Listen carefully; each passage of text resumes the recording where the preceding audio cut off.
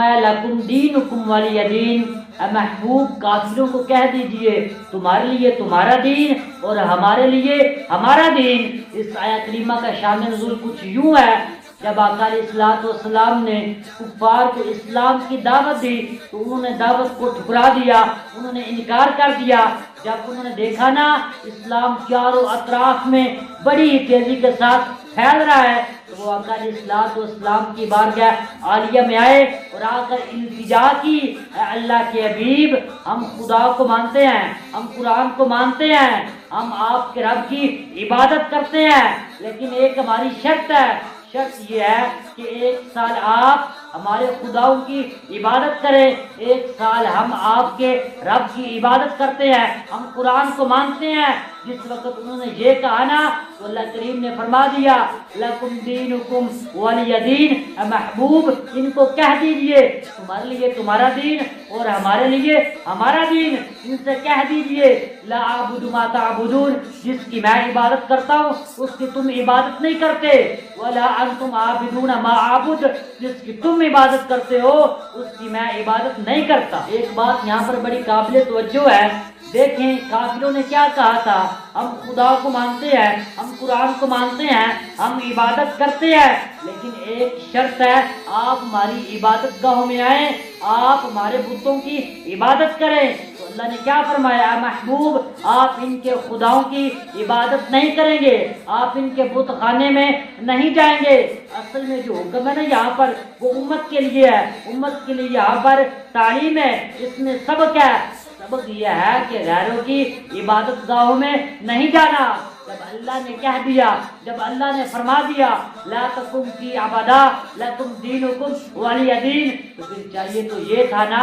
کہ ہم غیروں کی عبادت گاہوں میں نہ جاتے، لیکن ہمارے یہاں کچھ ایسے ہیں جن کو بڑا شوق ہوتا ہے کہ جی ہم غیروں کی عبادت گاہوں میں جائیں گے اور جا کر ان کو اپنا گرویدہ بنائیں گے، ان کو قرآن کی طرف لائیں گے۔ اچھی سوچ ہے، لیکن ان کی عبادت گاہوں میں جانا یہ جائز نہیں ہے۔ جب یہاں سے جاتے ہیں تو بڑا کہتے ہیں ہم ان کو گرویدہ بنائیں گے، وہ ہم سے راضی ہوں گے۔ اللہ کے بندو اللہ کیا فرما رہا ہے، وَلَن تَرْضَىٰ عَنْكَ الْيَهُودُ وَلَا النَّصَارَىٰ حَتَّىٰ تَتَّبِعَ مِلَّتَهُمْ، تم جو مرضی کر لو، تم ان کی عبادت گاہوں میں جانا چاہتے ہو جاؤ، لیکن وہ تم سے راضی نہیں ہو سکتے۔ جب یہاں سے جاتے ہیں تو کہتے ہیں ہم ان کو کیا کریں گے، اپنا گرویدہ بنائیں گے، لیکن جب وہاں سے لوٹتے ہیں تو ان کا گرویدہ بن کر لوٹتے ہیں، اپنی دنیا اور آخرت تباہ کر کے لوٹتے ہیں۔ تو پتہ چلا جو اللہ نے قانون بنایا ہے وہی ٹھیک ہے، اگر ہم اس پر عمل کریں گے، اس کو فالو کریں گے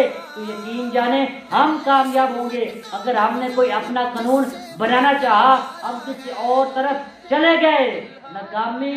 ذلت اور رسوائی کے علاوہ ہمیں اور کچھ نہیں ملے گا۔ اللہ تبارک و تعالیٰ نے یہ جو فرمایا لکم دینکم ولی دین، اس سے مراد برات کا اعلان نہیں ہے، بلکہ کافروں کو اسلام کی پاور شو کروانا مقصود ہے، ان کو یہ بتلانا مقصود ہے اسلام کسی کے پاؤں میں نہیں پڑتا، اسلام خودداری کا سبق دیتا ہے۔ اللہ نے فرمایا لکم دینکم ولی دین، اے محبوب کافروں کو کہہ دیجئے تمہارے لیے تمہارا دین، ہمارے لیے ہمارا دین، کیونکہ کوئی کافر یہ نہ سوچے کہ ہم اسلام میں نہیں آئے تو اسلام نعوذ باللہ مغلوب ہو جائے گا۔ اللہ فرما رہا ہے محبوب ان کو کہہ دیجئے تم اسلام میں آؤ تو ٹھیک، اگر نہیں بھی تم اسلام میں آتے تو پھر بھی اسلام نے بلند ہو کر رہنا ہے، کیونکہ ورفعنا لک ذکرک، یہ ہمارا ذکر ہے اور ہم اس کو بلند کر کے رہیں گے۔ دیکھ لینا جو لوگ اسلام کا راستہ روکتے تھے آج ان کا نام لینے والا بھی کوئی نہیں ہے۔ اسلام کل بھی زندہ تھا، اسلام آج بھی زندہ ہے۔ لکم دینکم ولی دین، ہمارے علماء کرام نے اس آیت کریمہ کو ہی موضوع سخن بناتے ہوئے دو قومی نظریے کی بنیاد رکھی، اور جو ہمارے مسلمان بھائی غفلت کی نیند میں سو رہے تھے ان کو اٹھایا، ان کو اپنے ساتھ ملایا، ان کو بتایا مسلمان جو ہے وہ انگریز کی غلامی نہیں کر سکتے، جو مسلمان ہے انگریز کے پھینکے ہوئے ٹکڑوں پر نہیں پلتے۔ اگر مسلمان کسی کی غلامی کرتا ہے، یا وہ اللہ کی کرتا ہے یا اللہ کے حبیب کی کرتا ہے۔ جب علماء کرام نے جد و جہد کیا اور اللہ کریم نے فضل و کرم فرمایا اور علماء کرام نے لوگوں کو دین کی شان و شوکت کے بارے میں سمجھایا، جہاد کی فضیلت کے بارے میں بتایا، تو اللہ کریم نے ان کے اندر ایسا جذبہ ایمانی پیدا کیا، اللہ کریم نے ان کے اندر جہاد کا ایسا شوق پیدا کیا،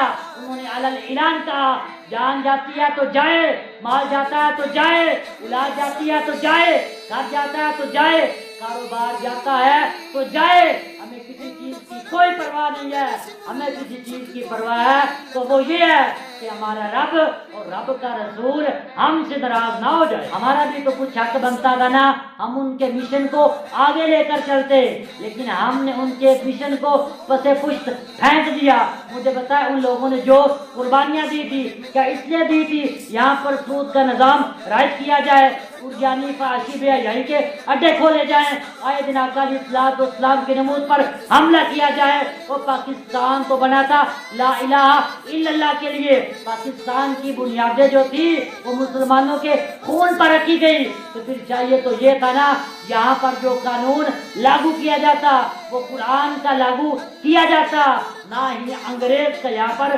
قانون لاگو کیا جاتا۔ اللہ شریف نے ہم پر بہت بڑا احسان کیا ہے، اللہ وحدہ لا شریک نے ہم پر بہت بڑا انعام کیا ہے، اللہ وحدہ لا شریک نے ہمیں یہ خطہ عطا کیا ہے، تو پھر چاہیے تو یہ تھا نا کہ ہم اللہ کریم کا شکر ادا کرتے۔ یا اللہ اگر کوئی قوم تیرا شکر ادا کرے، کیونکہ ہم لالچی لوگ ہیں، یا اللہ اگر کوئی قوم تیرا شکر ادا کرے تو اس کو انعام کیا ملتا ہے؟ اللہ فرما رہا لئن شکرتم لازیدنکم، اے میرے بندو تم میں سے اگر کوئی میرا شکر ادا کرتا ہے لازیدنکم، تو جو میں نے اس پر انعام کیا ہے اس انعام میں اضافہ فرما دیتا ہوں۔ یا اللہ تیرا شکر کیسے ادا کرے؟ اللہ کریم ارشاد فرما رہا نماز قائم کرو، زکوٰۃ ادا کرو، اچھے کام کا حکم دو اور خود بھی اچھا کام کرو، لوگوں کو شیطان کے راستے سے روکو اور خود بھی شیطان کے راستے سے رک کر رہو، اور رحمان کے راستے کی طرف خود بھی چلو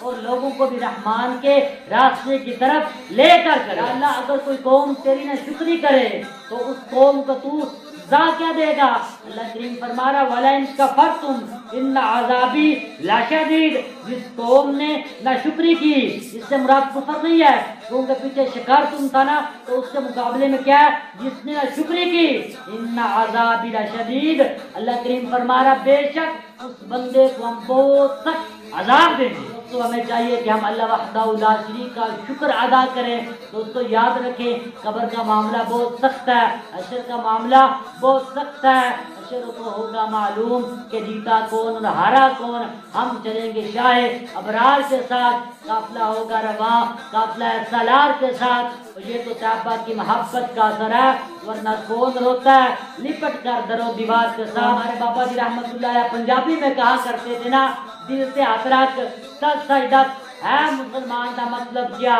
جس کے نبی نے سینے وچ وت راز ایمان دا مطلب کیا، وت ہندوستانی ٹھیک آسی اتنے نقصان دا مطلب کیا، اور جسے پاک نبی دی عزت نہیں دس اس پاکستان دا مطلب کیا۔